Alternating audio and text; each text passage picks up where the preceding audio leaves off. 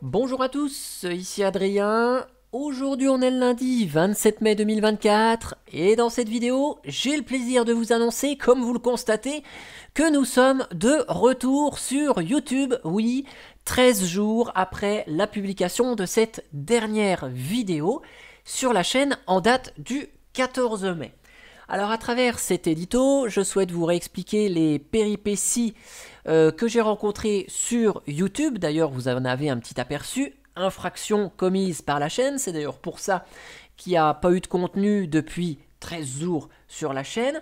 Et à travers cet édito, je souhaite non seulement vous parler de ces péripéties, de clarifier si vous ne me suivez pas sur d'autres réseaux sociaux, que vous n'avez pas vu mon billet sur le blog linuxtrix.fr qui réexpliquait la problématique que j'avais avec YouTube. Mais je souhaite aussi vous dire pourquoi je suis sur YouTube, comment est financé Linuxtrix aussi grâce à YouTube, puisque Linuxtrix, c'est non seulement la chaîne sur YouTube, mais c'est aussi le site internet linuxtrix.fr, composé de la partie blog et de la partie wiki, dans laquelle vous retrouvez énormément de tutoriels sur des distributions Linux, que ce soit Fedora, Red Hat et dérivés, Debian et dérivés, Gentoo, mais aussi plein d'informations sur des lignes de commande, comment fonctionnent certaines choses sur Linux dans la section Généralité Linux par exemple. Donc Linuxtrix, c'est non seulement une chaîne YouTube, mais c'est aussi tout un contenu écrit sur un site internet. Alors, on va relativiser un peu parce que même si on a reçu un avertissement et qu'on a été dans l'impossibilité de publier du contenu sur la chaîne pendant un petit moment, on est d'accord, c'est que YouTube et il y a des gens dans le monde qui ne peuvent pas se nourrir correctement, il y a des conflits qui sont graves où des hommes et des femmes perdent la vie, donc finalement je relativise parce que même si ça m'a embêté pendant 15 jours, il y a quand même bien plus grave sur notre planète. Alors, vous allez peut-être me dire pourquoi je suis sur YouTube. Avant de reparler de ces péripéties, je souhaite quand même vous dire pourquoi je publie des vidéos sur YouTube. C'est principalement pour partager des informations sur Linux, que ce soit sur des distributions Linux ou des lignes de commande. C'est pour partager des connaissances, des astuces, des logiciels disponibles sur Linux, qu'ils soient libres ou non, pour un usage particulier, mais également partager des connaissances, des astuces, des logiciels utiles dans le monde professionnel, pareil, qu'ils soient libres ou non, car je rappelle, on a déjà parlé sur cette chaîne de Windows Server, d'Active Directory, etc., etc. Et faire des vidéos sur YouTube, c'est aussi vous partager des retours d'expérience personnels et professionnels. Sur la chaîne, il y a énormément de vidéos, plein de contenus différents. Vous avez les playlists ici avec des choses vraiment diverses et variées. Donc c'est ça aussi qui fait la force de Linuxtrix, c'est de vous partager tout un tas de connaissances, d'expériences autour de Linux, des logiciels libres, mais pas que, de l'informatique en général. Alors, qu'est-ce qui s'est passé ces derniers jours? Eh bien, si on va dans la section contenu, on voit que la dernière vidéo qui a été publiée le 17 mai 2024 et qui concernait l'actualité récente d'un logiciel de VMware devenu nouvellement gratuit, et je vous ai montré comment l'installer, ce logiciel, pas à pas sur Linux Mint, eh bien cette vidéo, elle a été supprimée de YouTube. Alors, quand je publie une vidéo, je laisse le statut par défaut qui est non répertorié.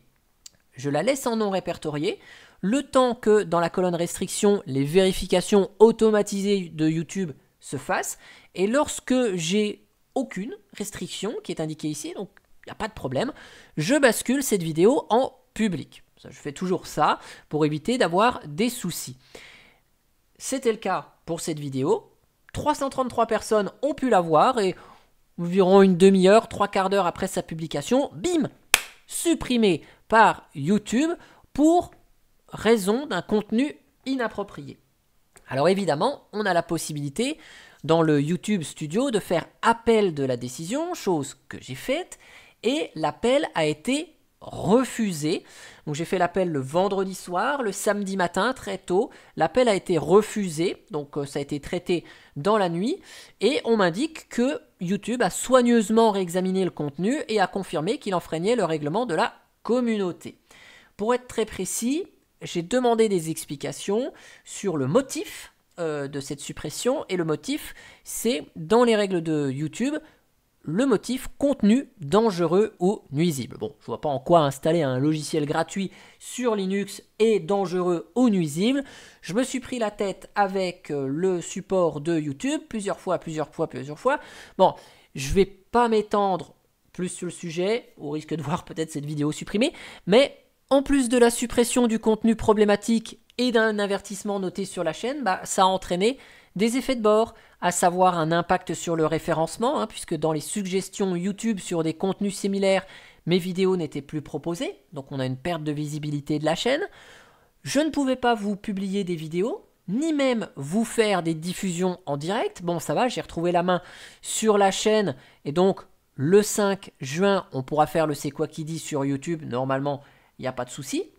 Mais le pire, c'est que dans, ici, l'onglet communauté, je ne pouvais même pas vous écrire un message en vous disant la chaîne est bloquée, patientez, voilà, c'est normal s'il n'y a pas de contenu. Non, j'avais ce type de message là. Regardez, je vous ai fait une capture d'écran. J'avais ce petit bandeau là. Vous ne pouvez pas créer de post pour le moment car vous avez reçu des avertissements pour non-respect du règlement de la communauté. Donc là, j'avais pas le bandeau ici pour publier du texte. J'avais ceci et donc je n'avais même pas la possibilité de vous écrire du contenu. Donc, le plus frustrant finalement dans l'histoire, c'est qu'on est complètement muet et que les abonnés, ceux qui me suivent, ne sont pas au courant que je n'ai plus d'action possible sur la chaîne, qu'elle est suspendue, et YouTube n'a même pas mis un bandeau ici, vous voyez, sur la chaîne, sur la partie vidéo. Vous aurez pu mettre par exemple un bandeau ici qui indiquerait que la chaîne est suspendue pour infraction au règlement de la communauté YouTube. Comme ça, vous auriez été au courant. Là, personne ne sait rien et moi, je peux rien faire sur la chaîne. Donc, pour avertir ceux qui me suivent aussi sur mon site, je me suis dit, tiens, je vais rédiger une lettre ouverte et à YouTube France directement pour, informer de ce qui se passait à celles et ceux qui me suivent, et deux, d'essayer de trouver une solution non automatisée pour résoudre mon problème. Oui, j'ai envie de causer à un vrai humain, prendre mon téléphone, dire « Allô YouTube, voilà, j'ai cette vidéo, elle pose souci, est-ce que vous pouvez me dire quel passage est problématique? Est-ce que vous pouvez me permettre dans l'outil YouTube Studio de couper le passage problématique pour laisser le contenu de la vidéo disponible? Parce que évidemment, ce n'était pas les 10 minutes 17 complètes qui posaient problème. C'est probablement un passage qui a fait tiquer l'intelligence artificielle de YouTube et donc qui a entraîné la suppression de cette vidéo, plus l'application d'un avertissement sur la chaîne avec tout ce qui en découle évidemment. Donc j'ai rédigé cette lettre ouverte et en parallèle je me suis dit tiens, je vais relayer cette information sur Twitter également. Vous comprendrez aisément pourquoi je ne prononce pas le nouveau nom du réseau social pour éviter de mettre cette vidéo accessible aux 18 ans et plus. Et donc à partir de là, c'est passé un emballement qui m'a un peu dépassé, je vous avoue, parce que j'ai vu un énorme soutien, et je vous en remercie, d'un certain nombre de personnes. J'ai reçu énormément de messages bienveillants, j'ai pas pu répondre à tout le monde, j'ai vu des collègues streamers qui sont sur Twitter, Twitch, YouTube, qui ont relayé l'information, qui ont tenté de m'aider par des vidéos, des billets sur leur site, et c'était assez surprenant de voir cet élan de solidarité. Mais bon, après, j'ai aussi vu d'autres messages qui disaient « Ouais, c'est bien fait pour toi » ou encore « Si t'es un libriste, pourquoi t'es sur YouTube? Va voir ailleurs. » Alors, on peut évidemment pas plaire à tout le monde et il y aura toujours des comportements hostiles. Cette phrase aussi « Si t'es un libriste, pourquoi t'es sur YouTube ?» elle a retenu mon attention et c'est aussi une raison pour laquelle je souhaite, à travers cet édito, réexpliquer beaucoup de choses à travers ma présence sur YouTube et comment le tout fonctionne. Alors, Depuis le 17 mai, je me suis acharné, j'ai sollicité Google, et une fois et deux fois sur Twitter, par message, via les mécanismes qu'on a par mail, et je n'ai jamais pu avoir une explication sur les points problématiques de la vidéo qui a été supprimée, qui ne respecte pas, selon YouTube, les règles de la communauté. Alors ici, je vais vous mettre la dernière question que j'ai fait au support YouTube et je vais vous donner la réponse à droite, comme ça vous allez pouvoir mettre en pause la vidéo si vous le souhaitez, et vous allez constater comme moi que les réponses du support étaient toujours plus ou moins automatisées. Alors je ne sais pas s'il y a un humain derrière qui prend le temps de regarder la vidéo, tout ça. Là j'ai bien réexpliqué mon cas, ce qu'il faut savoir c'est qu'on est limité à 1000 caractères, donc je ne peux pas raconter non plus ma vie. Je réexplique rapidement ce qui s'est passé, j'ai bien pris compte qu'elle a été supprimée pour tel motif. Je réexplique que dans la vidéo, dans un premier temps, je décris l'actualité sur le logiciel gratuit ici, où je mets le lien de l'actualité, et que dans un deuxième temps, j'illustre l'installation de ce logiciel sur Linux Mint. Donc moi je dis, bah écoutez, je vois pas qu'est-ce qui peut être nuisible ou dangereux, et je demande quelle partie de la vidéo est concernée par cet avertissement. Timecode, c'est heure, minute, seconde dans la vidéo. Et je me retrouve avec une réponse un peu bateau. Au final, la vidéo, elle reste toujours considérée comme problématique. La chaîne a toujours son avertissement qui est gravé dans le panneau d'administration. Par contre, ouf, enfin, j'ai la possibilité de republier du contenu une semaine et demie après. Mais j'ai pas eu de précision sur le réel souci et sur ce qui a posé problème à l'algorithme. Et donc, même si il considère qu'il y a un problème avec cette vidéo, moi j'ai pas la possibilité de corriger une faute qui serait la mienne parce que j'ai pas la justification. Quand vous recevez un PV dans votre boîte aux lettres, qu'est-ce qui se passe? Eh bien, vous avez l'infraction, par exemple excès de vitesse, donc là c'est l'équivalent de l'infraction contenu nuisible et dangereux, mais on vous dit où, quel jour, quelle heure vous avez été flashé par le radar, par exemple. Là, on n'a que le vous avez eu un excès de vitesse. Ouais, c'est bien, mais où, quand, quelle justification, où est-ce que c'était? Ok, on ne sait pas. Et donc, le principal reproche que j'ai à faire à YouTube, c'est le tout automatiser. Alors, c'est vrai qu'à l'échelle de YouTube, ils n'ont peut-être pas d'autres alternatives pour traiter tous ces cas qui doivent être vraiment nombreux vu le nombre de vidéos qu'il y a. Alors, de cette expérience, bien qu'elle ne soit pas spécialement réjouissante, ça m'a permis de soulever quelques questions et de me dire finalement quelles leçons en tirer de tout ça. Et je me suis dit, et si on allait sur une autre plateforme? Ouais.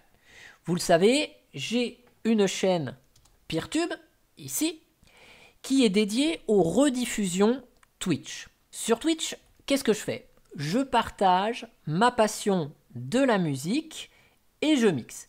Cette plateforme, elle ne permet pas de conserver les rediffusions à l'infini, comme sur YouTube. Par conséquent, j'ai ouvert ici la chaîne Peertube pour tester la plateforme et au passage y déposer mes rediffusions. Je souhaite séparer les contenus et ne pas mélanger la musique et l'informatique sur le même compte et la même plateforme. Donc vous ne me verrez pas sur mon compte Twitch actuel Adrien LTDJ faire du contenu informatique. Et puis Twitch se consacre aux diffusions en direct, c'est pas la plateforme la plus adaptée pour la diffusion de vidéos comme je le fais sur YouTube. Alors il existe d'autres plateformes similaires à YouTube telles que Dailymotion qui permet de rémunérer les créateurs, qui dispose d'une application pour téléphone mobile parce que vous êtes nombreux, d'après les statistiques, à me regarder sur le téléphone. Mais par contre, Dailymotion n'a pas, à ma connaissance, d'application pour regarder les vidéos sur la télé. Peertube, quant à lui, n'a pas d'application mobile officielle.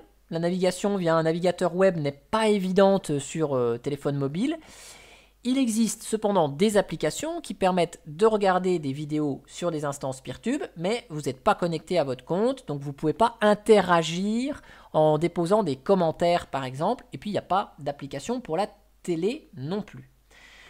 Comme je l'ai dit en introduction de cet édito, si je fais des vidéos, c'est pour que le contenu soit vu. C'est le but du partage de l'information. Par contre, la plateforme, elle doit aussi s'adapter à comment vous regardez mes vidéos. Et là, j'ai voulu sortir les statistiques. J'ai été plutôt surpris. Je ne m'attendais pas à ça. Regardez, vous êtes 50% à me regarder sur ordinateur. Donc là, avec un navigateur web, toutes les plateformes auront une expérience de visionnage à peu près correcte. Par contre, vous êtes 27,3% à me regarder sur smartphone. C'est donc une des raisons pour lesquelles, vous voyez, je pense souvent à grossir la console, le texte, les vues que je vous montre, parce que sur un petit écran de smartphone, il faut que vous puissiez regarder correctement mon contenu. Vous êtes 18% à me regarder sur la télé. Je ne m'attendais pas à ça, d'un point de vue pourcentage, et 4,2% sur tablette. Par conséquent, si je souhaite changer de plateforme, il faut que les 50% qui ne me regardent pas sur ordinateur puissent avoir une expérience relativement correcte pour regarder les vidéos. Et donc, s'il n'y a pas d'application pour mobile, pour regarder correctement les vidéos, s'il n'y a pas d'application sur télé, eh ben, ces personnes-là ne regarderont peut-être plus forcément mes vidéos. Et ça, c'est dommage parce que le but, c'est de partager l'information. Le but, c'est, je fais une vidéo, il faut qu'elle soit vue. Si je fais une vidéo pour qu'elle ne soit pas vue, il n'y a pas d'intérêt. Et tous les profils de spectateurs m'intéressent. Les technophiles comme les non-technophiles. Mon but, c'est quoi? C'est de promouvoir le logiciel libre et puis après de montrer des petites astuces, etc. qui ne concernent pas forcément du logiciel libre. Et on pourrait me reprocher d'être sur un GAFAM, oui, parce que YouTube, c'est un GAFAM, pour promouvoir le libre. Mais pour moi, aujourd'hui, c'est actuellement la solution pour toucher les gens qu'on peut dire lambda, monsieur et madame tout le monde. Alors oui, comme certains disent, je suis un libriste, mais j'ai quand même les yeux ouverts sur le monde. Et je ne suis pas dupe, hein. Les gens font des recherches sur Google. Quand on veut chercher des vidéos, on va sur YouTube, on fait directement sa recherche. C'est un fait, c'est comme ça. Ceux qui ne veulent pas l'admettre font preuve vraiment de mauvaise foi. C'est comme ça. Demandez à vos parents qui ne sont pas technophiles ou à quelqu'un dans la rue où ils disent si tu as besoin de chercher quelque chose sur internet, comment tu fais? Je tape ça sur Google. Ils vont me dire bon, ok. Après, quel que soit aussi le moteur de recherche, dès qu'on va vouloir chercher une vidéo sur je sais pas quoi, par exemple, si je vais dans l'onglet vidéo, on a une omniprésence de YouTube, Facebook, TikTok, vous voyez, on a quand même un peu d'indexation sur d'autres plateformes que YouTube, TikTok, Facebook, même sur Google, hein, si on va dans la section vidéo, vous avez du YouTube, vous allez tomber sur du TikTok, je suis tombé aussi sur du Dailymotion et Vimeo, mais jamais on a de vidéos Peertube dans les moteurs de recherche classiques que monsieur et madame tout le monde utilise. Et donc ça, c'est une problématique pour la plateforme Peertube qui ne permet pas à ce jour d'avoir une visibilité et de toucher des utilisateurs pour les sensibiliser au logiciel libre. Je sais qu'il existe un moteur de recherche dédié à Peertube, sauf que monsieur et madame tout le monde, qu'on veut essayer d'attirer, de prendre, de sensibiliser au logiciel libre, mais ils ne connaissent pas ces outils. Donc la porte d'entrée reste quand même des grosses structures comme YouTube, etc. Alors, s'il y avait une plateforme de type Peertube promue par l'État pour faire son YouTube français, avec de la communication, une obligation d'indexation sur les moteurs de recherche en version française des vidéos présentes sur la plateforme, ce serait vraiment avec plaisir que j'adhérerais au projet. Après, il faudrait quand même un compte sur la plateforme pour publier des commentaires, mais ça reste une idée autour d'un projet libre implémenté au niveau national. Ce serait génial, quoi, même si certains critiqueraient parce que certains pourraient s'imaginer que l'État récolterait nos données à travers cette plateforme, etc. Donc, peu importe quelle que soit la solution avec du libre, il y aura toujours des critiques. Bon. Et pour clore ce chapitre sur l'étude d'une autre plateforme, vous pourriez très bien me dire pourquoi tu ne montes pas ta propre instance Peertube? C'est une question à laquelle j'ai réfléchi. Je ne sais pas à ce stade de quelle démarche je vais avoir besoin pour respecter le RGPD, puisque ce serait hébergé en Europe. Donc, s'il y a des données personnelles qui transitent sur mon instance Peertube, il y a très peu d'infos sur le sujet. Comment respecter le RGPD? Je ne sais pas trop. Ça a un coût. Il va falloir que je prévoie du stockage, qu'il va falloir que je m'en occupe aussi, que je monte la plateforme, etc. Et puis, Peertube ne permet pas à ce stade de générer des revenus, ce qui permet de faire une excellente transition sur le prochain chapitre que je souhaite aborder avec vous. C'est que je peux générer des revenus grâce notamment aux publicités sur YouTube. Je l'ai déjà expliqué à travers une vidéo, mais je vais vous le résumer ici. Les revenus YouTube permettent de financer les dépenses autour de Linuxtrix. Et j'ai souhaité que tout l'écosystème soit autonome financièrement. C'est un modèle économique que je souhaite garder et que, au final, je ne dépense rien de ma poche et que tous les frais soient payés. Donc si je reprends le petit dessin ici, je vous remets système autonome financièrement. Actuellement, j'ai deux sources de revenus. La première, c'est YouTube avec l'adhésion des membres plus les publicités. Et il y a les dons via Tipeee et une nouvelle plateforme que je suis en train de construire. Tous ces revenus, pour qu'ils soient déclarés, que ce soit fait correctement, c'est porté par une auto-entreprise dont j'ai fait une vidéo sur la chaîne également. Avant de parler des revenus, je souhaite vous exposer mes dépenses parce que sur la page Linuxtrix ici, sur la page d'accueil, donc je vous explique globalement à quoi correspond l'infrastructure Linuxtrix, mais je ne vous ai pas dit combien ça coûte. Aujourd'hui, on a quoi? On a deux, donc je vais mettre comme ça, on a deux serveurs chez Ionos, donc deux serveurs Ionos, plus le nom de domaine, j'appelle nom de domaine, et tout ça, ça coûte environ 15 € par mois, je vous passe la virgule. Ensuite, on a le Home Lab de la maison, qui lui est composé de 3 machines, d'un switch qui permet la connexion de ces équipements, ainsi que l'onduleur pour protéger le tout. Si je prends juste le coût en électricité, c'est 15 € par mois. À chaque fois, c'est par mois, hein, je vous montre ici. Hop, hop, voilà. Donc, ce qui fait un total de 30 € par mois en dépenses. Les recettes de YouTube étant supérieures à 30 € par mois, c'est bon. YouTube permet, grâce à la publicité, de financer ses frais fixes. Ensuite, le surplus, ici, il sert à quoi? Eh bien, à rentabiliser Twitch, parce que les revenus Twitch permettent de payer l'électricité et une partie des chansons que j'achète pour mixer, mais ça ne suffit pas. Donc, il y a environ 20 € par mois des revenus publicitaires YouTube qui vont pour compenser les pertes de Twitch, sachant que l'achat du matériel est sur mes propres deniers à ce jour, hein, il y en a pour une sacrée somme quand même. Il y a un don mensuel à la Ligue contre le cancer, dont on a parlé. Ce don s'élève aujourd'hui à 25 € par mois. Ok. Et puis le surplus, le reste, ça va partir soit dans le remplacement du matériel, ça m'arrive régulièrement, changer la batterie de l'onduleur, le ventilateur du NUC que j'ai déjà remplacé 2 fois parce que ça chauffe et il se grippe. Mine de rien, le ventilateur du NUC c'est 30 € la pièce, donc c'est quand même pas donné. Les disques à changer, etc. Et puis, s'il reste un petit peu d'argent, eh ben, je fais des dons pour les acteurs du logiciel libre. On a déjà fait à Thunderbird, même si je l'utilise plus, LibreOffice, Linux Mint, etc.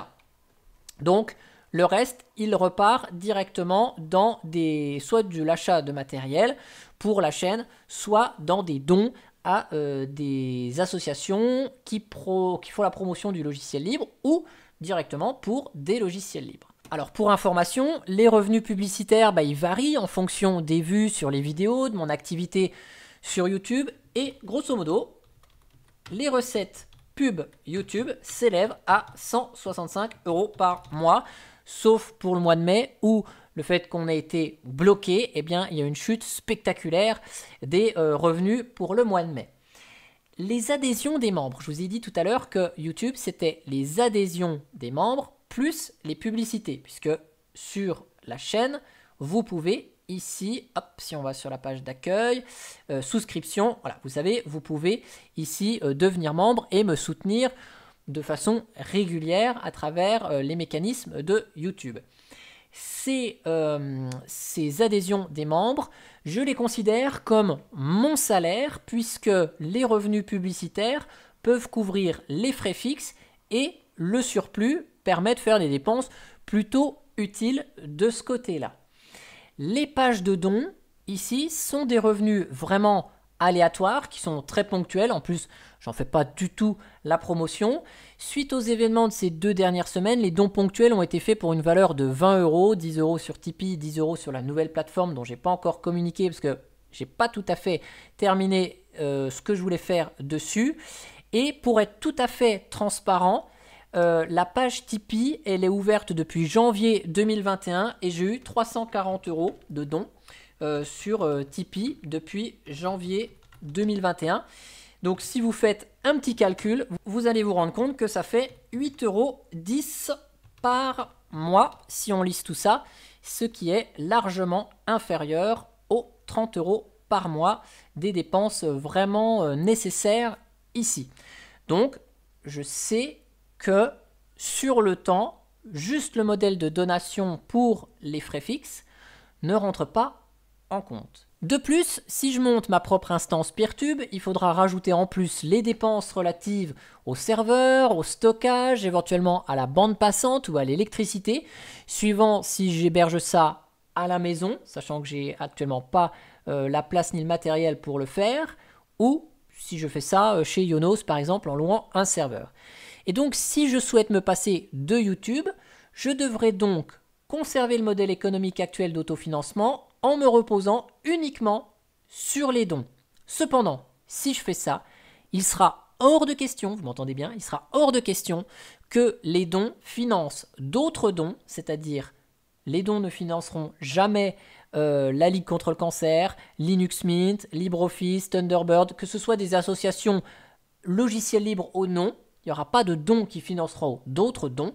Les dons serviront uniquement pour payer le nom de domaine, les serveurs, l'hébergement du HomeLab et éventuellement le matériel à acheter, mais surtout pas ça et encore moins les pertes de Twitch.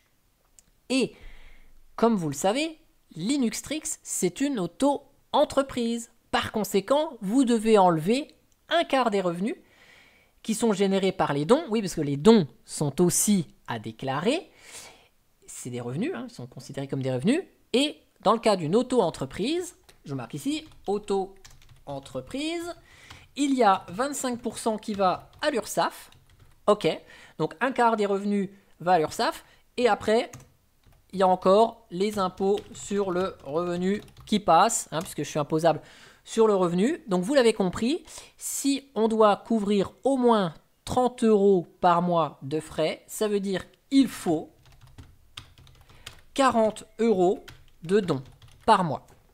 Et pour être franc, si je me sépare des revenus de YouTube, je ne me vois pas, d'un point de vue éthique, faire reposer l'autofinancement de Linuxtrix sur les dons en mettant des bandeaux intrusifs sur le site ou en dessous de chaque contenu pour inciter aux dons, etc. etc. Après, évidemment, ça, c'est sans une alternative à YouTube. Si je souhaite continuer à publier du contenu vidéo sur une instance Peertube, il faudra rajouter des frais à cela. Et à ce stade, je ne compte pas non plus ajouter de la publicité sur le site linuxtrix.fr pour continuer l'autofinancement. Je souhaite garder vraiment cette documentation écrite qu'est linuxtrix.fr, vierge de toute publicité et de pistage, comme c'est le cas depuis 2012 que le site est créé. D'ailleurs, c'est écrit sous le site, je le mets en évidence parce que c'est une valeur qui m'est chère. Alors, une dernière solution pour apporter des revenus, c'est qu'il est éventuellement possible de partir à la recherche de partenariats de vidéos. Cependant, je ne sais pas si un partenaire accepterait une vidéo sponsorisée, par exemple, qui serait publiée sur une plateforme de niche telle que Peertube.